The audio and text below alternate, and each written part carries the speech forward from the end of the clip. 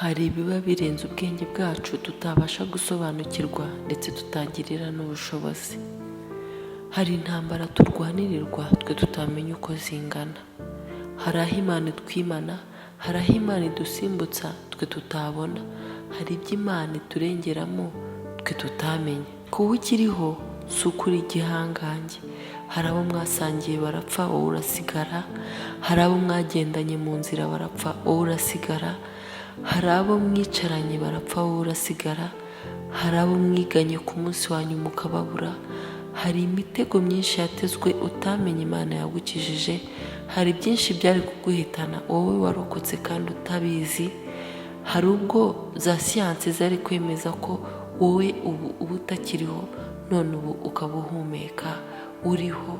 Hari aho umugizi wa nabi umwe yari yakoresheje uburyo yizeye cyane ndetse arasinya yemeza ko amasaha make uraba utakiriho, none ubu ukaba ugihumeka.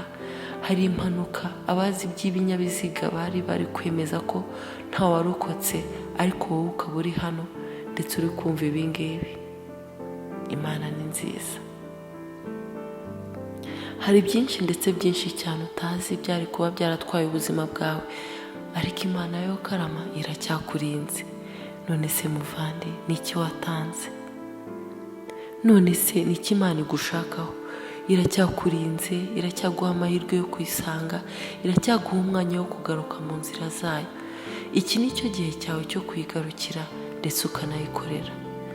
Yewe usinziriye we, kanguka, hindukira wumve ijwi riguhamagara.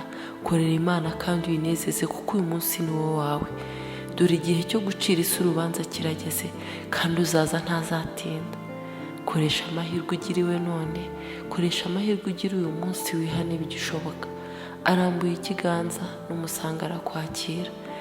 Tekereza aho wagiriwe ubuntu, maze ufatanye nanjye gusenga iri sengesho. Tuti Imana idukunda kandi twitaho buri munsi, turagushimye, turaguhimbaje, icyubahiro kibi cyawe.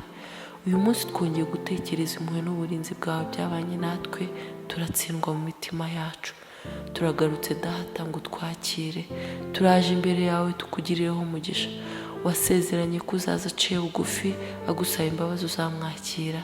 Natwe turaje Mana tweze, uduhindure bashya. Uyu munsi turifuza kunga ubumwe nawe, uyu munsi turifuza guhinduka bashya Data. Tubatirishe Mwuka wawe wera, tubabarira ibyaha byacu Mana, utwuhagize amaraso y'umwana wawe, maze tubabere n'abaziranenge mu maso yawe. Ni byinshi wadukoreye Mana twebwe tutazi, ni byinshi waturwaniriyemo tubifata nk'ibisanzwe. Mubyeyi warakoze, warakoze Papa, warakoze. Ni kenshi twibagiwe kugushima, ni kenshi twibagiwe gutekereza ku mbabazi uhora utugirira, ariko uyu munsi wa none turaje ndetse turagarutse tugusaba ngo utubashishe kubera abahamya, tugukorere Data. Icyo twifuza none ni ukongera gusubizwamo intege no kubabarirwa nawe. Bana natwe mubyeyi, dufata ukuboko Papa, uturinde gusubira inyuma. Uyu munsi tukubera abahamya, uyu munsi ijuru riturebe neza. Reka twemerwe nawe Data, turinde ikibi, duhe kukubera indahemuka, kandi nidukosa utwibutse guhora twiringiye imbabazi zawe, nuko tuzi imbere yawe duciye bugufi. Turaje Data uko turi, twakire turakwinginze. Urakoze kutwumvise, ni mu izina rya Yesu dusabye twizeye, amen. Urakoze kuba nawe wumvise ibi, ukaba wongeye kugaruka imbere y'Imana. Ijuru kurebe neza kandi ntanguteye. Imana igukomereze. Murakoze, mugire umunsi mwiza.